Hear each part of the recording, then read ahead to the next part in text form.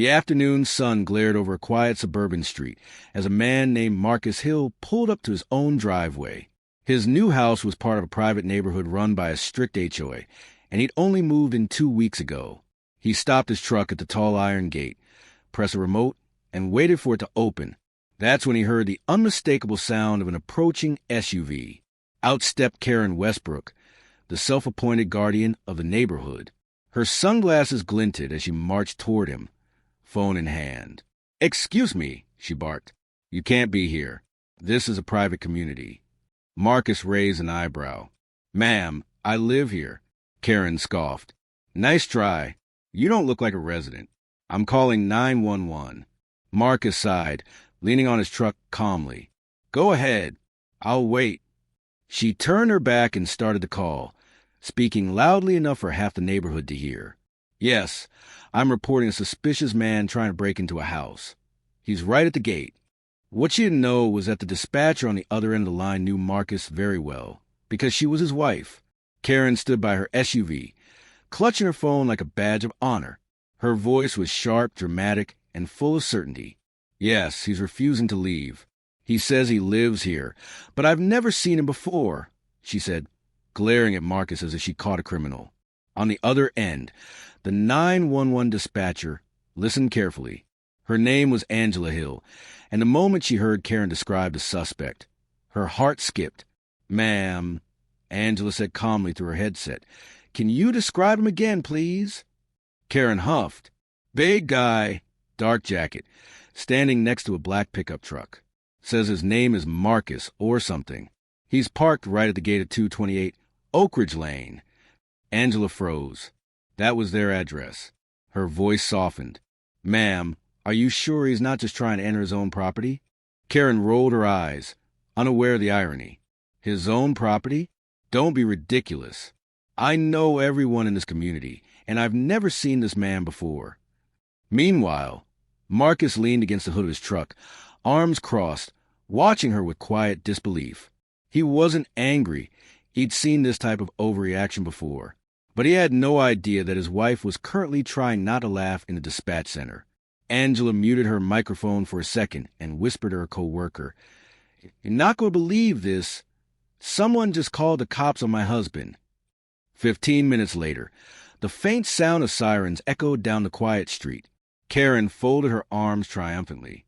"Finally," she muttered, "now we'll see who's really telling the truth." Marcus didn't move. He simply unlocked the gate, letting it swing open as 2 police cars rolled up. The officers stepped out, hands resting on their belts, but not yet reaching for anything. "Ma'am, you the one who called?" one of them asked. "Yes."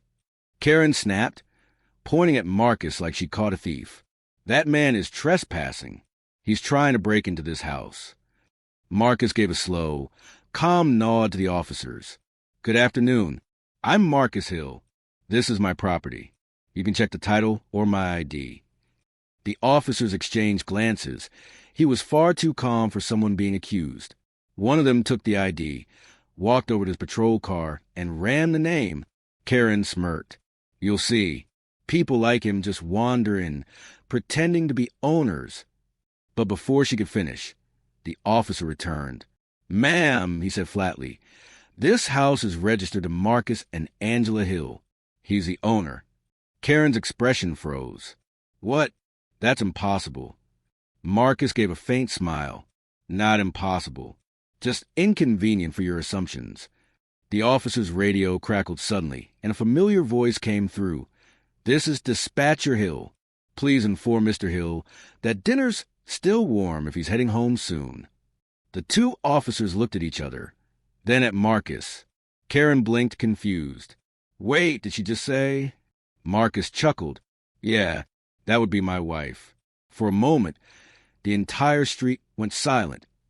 Even the wind seemed to pause. Karen's face turned pale as realization sank in. The man she had accused, the one she had called the police on, was married to the dispatcher who sent them. The officers tried not to laugh. One of them gave a polite nod. "Well, ma'am, looks like the situation's cleared up."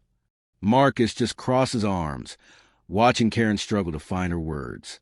I'm so sorry," she stammered. I didn't recognize you." We've had incidents before, and I was only trying to protect the neighborhood."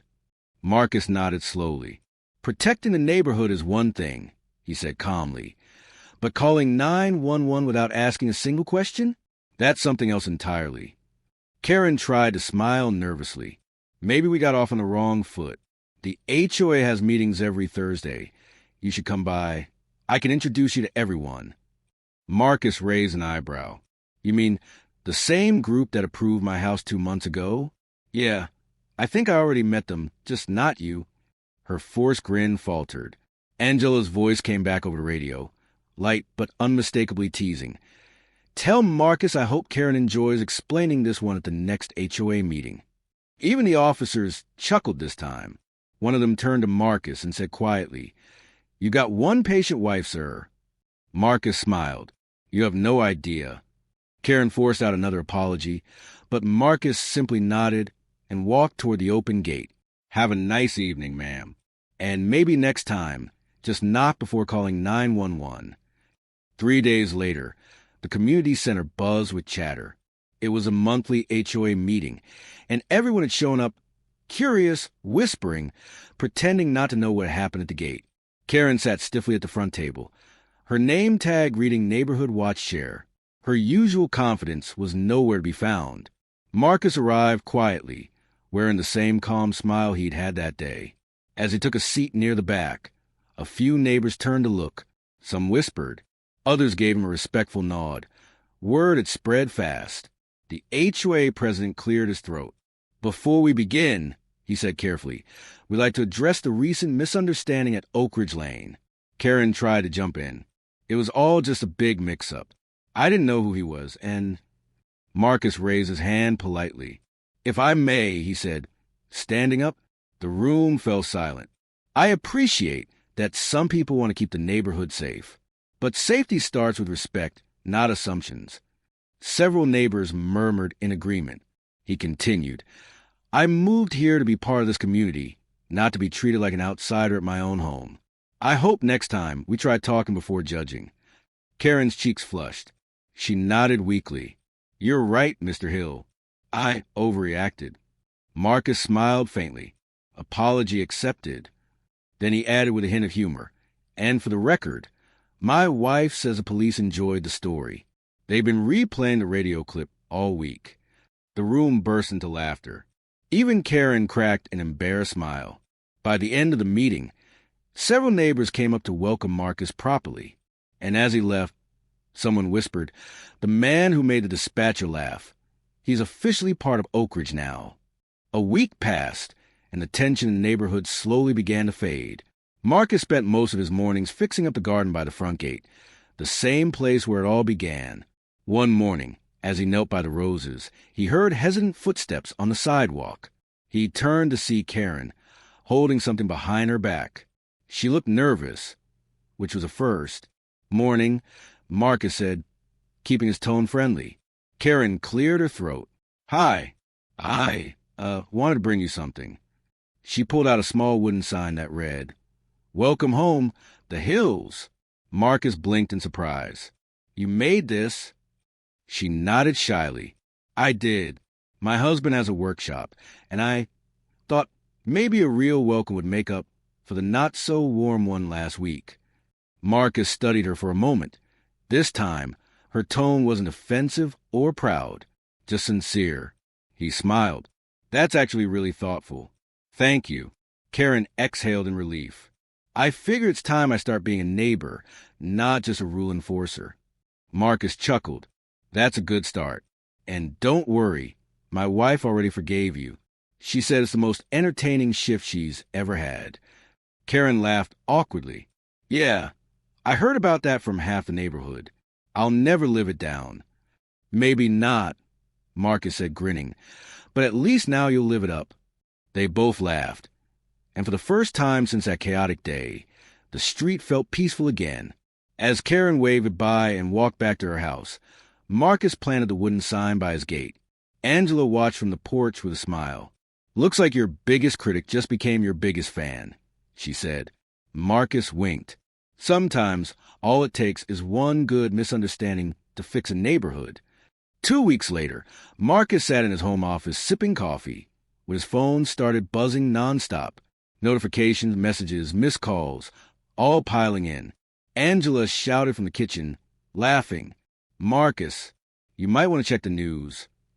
He opened his laptop, clicked a link she sent, and nearly spit out his coffee. There was the story headline bold across the screen.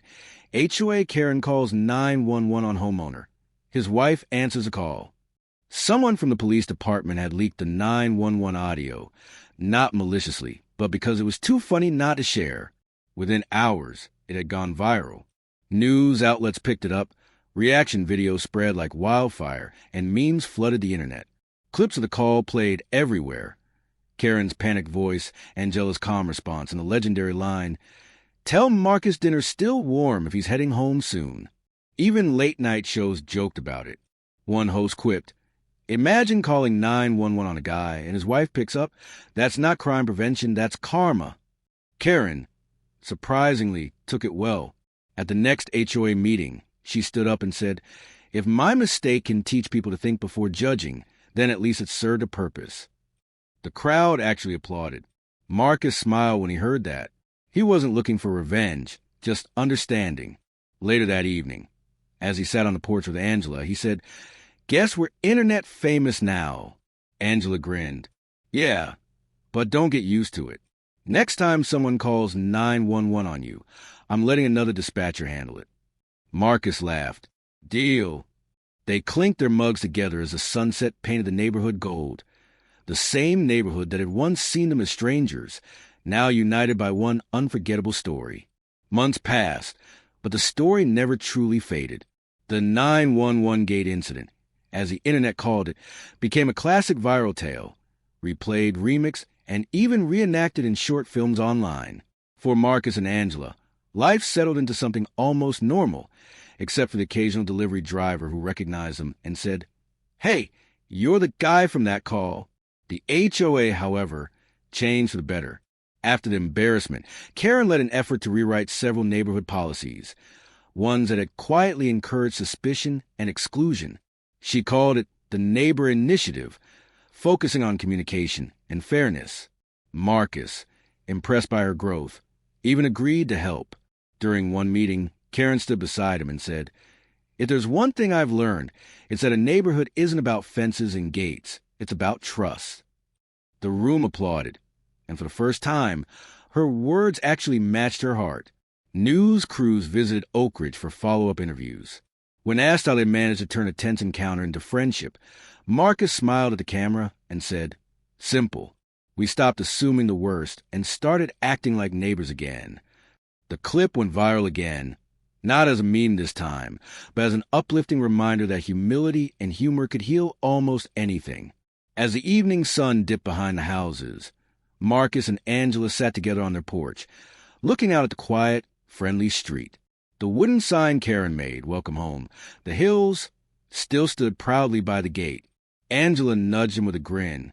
"You know, I think you owe Karen a thank you." Marcus chuckled. "For calling the cops on me?"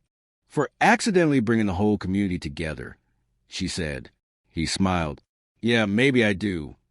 And with that, the man once mistaken for a stranger had become the heart of Oak Ridge. Proof that sometimes the best stories begin with the biggest misunderstandings. A full year had passed since the infamous 911 call. The quiet suburban street of Oak Ridge looked brighter than ever. Not because of new paint or landscaping, but because the people had changed. That Saturday, the HOA hosted a community barbecue, the biggest one they'd ever organized. Banners hung across the street that read, "1 year of unity, Oak Ridge together." Marcus and Angela arrived with a bowl of Angela's homemade chili, greeted immediately by smiles and laughter. Neighbors who had once kept their distance now waved, joked, and shared stories like old friends. Karen stood by the grill wearing an apron that read, * former neighborhood watchdog, now friendly neighbor. * when she spotted Marcus. She laughed and called out, "You're not allowed near the gate without my permission." Marcus grinned. "Don't make me call my dispatcher again." The crowd burst into laughter. The tension that once hung over the neighborhood had long since turned into good-natured humor. Later in the afternoon, the HOA president took the microphone. Today marks 1 year since Oak Ridge changed, he said. We didn't just learn a lesson, we became a community. He invited Marcus and Angela to the stage. The crowd cheered as they walked up together. Angela smiled shyly at the microphone. I never thought a regular work night would turn into all of this. But seeing everyone here, laughing together, it feels worth it. Marcus nodded. This isn't just my story or Angela's. It's our story. Every neighbor who decided to look past fear and see the person instead. The audience clapped, and a few people even wiped away tears. Then Karen stepped up, holding a small plaque. We wanted to thank you both, she said, handing it to Marcus. It read, to Marcus and Angela Hill for turning a call for help into a call for change. Marcus looked at it for a long moment before saying softly, You didn't have to do this. Karen smiled. Maybe not, but I wanted to. You helped me open my own gate, too. As the sun set over Oak Ridge, music played, children laughed, and neighbors danced under string lights that glowed like stars. For Marcus and Angela, it wasn't just a neighborhood anymore, it was home. And the wooden sign at the gate still stood strong, a little weathered now, but proudly reminding everyone who passed by, Welcome home, the Hills. 2 years after the call that started it all, life in Oak Ridge had returned to peaceful normalcy.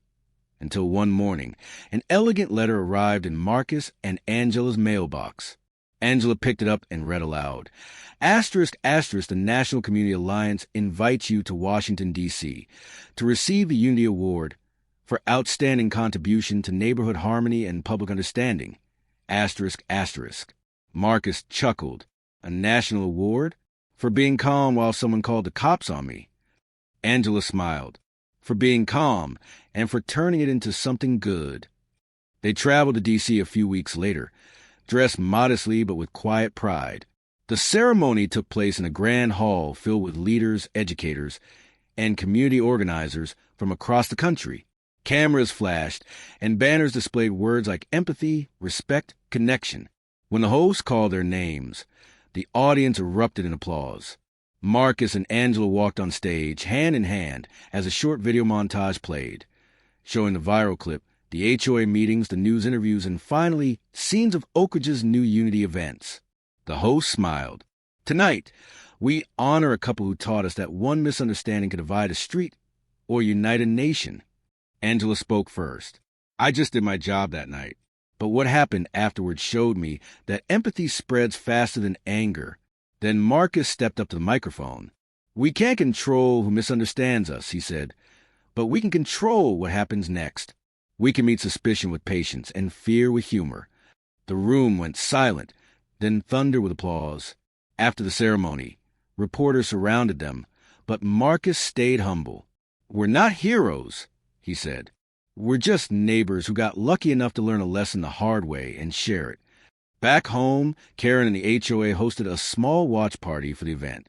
As Marcus and Angela appeared on screen, receiving the award, the whole neighborhood cheered. Karen raised her glass of lemonade. To the Hills, the best thing that ever happened to this community. Marcus and Angela later returned to find a new addition by their gate, a bronze plaque beneath their wooden sign that read, The Call That United Oak Ridge, 2023. Angela smiled softly. I think we're officially part of history now. Marcus nodded, looking out over the peaceful neighborhood. Yeah, he said, and it all started with one wrong call that turned out to be the right one. The night had finally arrived. After 2 years of interviews, editing, and anticipation, the premiere of At the Gate, a true story of assumptions and redemption, was set to screen at the Oak Ridge Community Center, the very neighborhood where it all began. Every seat was filled. Neighbors brought popcorn and folding chairs.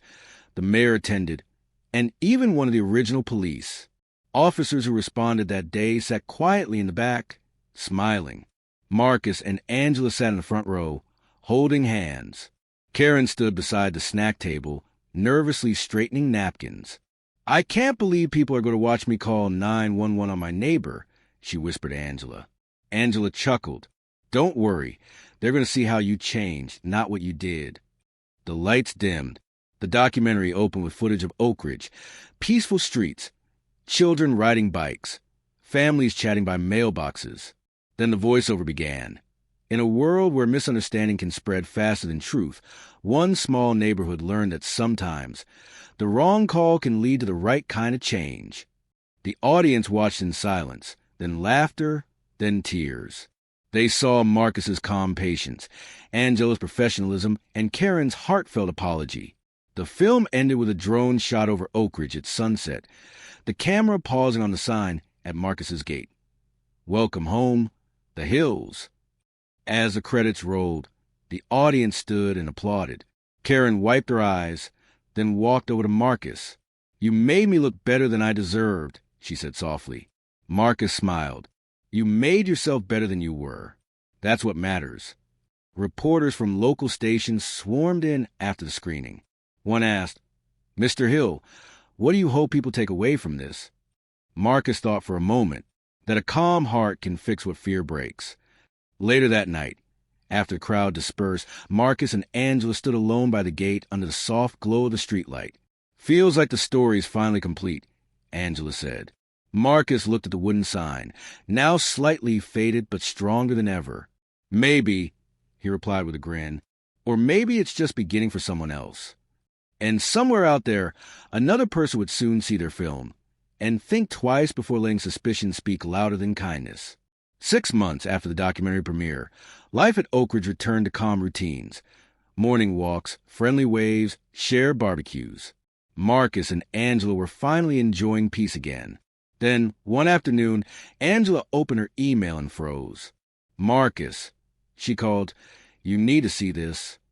It was a message from a small town called Brookview, hundreds of miles away. The subject line read, We need your help. It happened here, too. Angela clicked it open.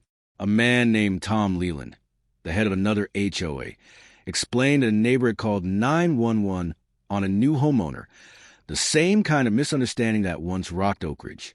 The story hadn't gone viral yet, but it had divided the town. Tom wrote, We saw your documentary. We realize we've been handling things wrong. Would you come speak to our community? Maybe help us fix what's been broken before it's too late. Marcus looked at Angela and smiled knowingly. Looks like history's knocking again. They agreed to go. A week later, they stood before the anxious crowd in Brookview's town hall. Some residents sat with folded arms. Others looked ashamed. The tension in the air reminded Marcus of that day at his own gate. He began, calm as ever. 2 years ago, someone thought I didn't belong at my own home, he said. I could have stayed angry. But anger only builds walls, and I decided I'd rather build gates. Angela followed. We can't undo what's been done, but we can listen and we can learn. That's what makes a community worth saving. As they spoke, the crowd softened. People began to nod, to whisper, to understand. When they finished, a woman in the front row, the one who had made the call, stood up in tears. I judged before I knew, she said quietly. And now I just want to make it right. Marcus walked down from the stage and shook her hand. That's how it starts, he said gently. By the end of the night, Brookview's residents had pledged to start their own neighbor initiative, just like Oak Ridge did. As Marcus and Angela drove home under a star-filled sky, Angela leaned her head on his shoulder. Think this will ever stop happening? She asked softly. Marcus smiled, eyes on the road. Maybe not everywhere. But every time someone listens, every time one heart changes, it's one more gate opened. They passed a small wooden sign someone had placed near the town exit. It read, Welcome home, wherever you belong. Angela smiled. Looks familiar. Marcus laughed. Yeah, seems the world's learning to keep its gates open.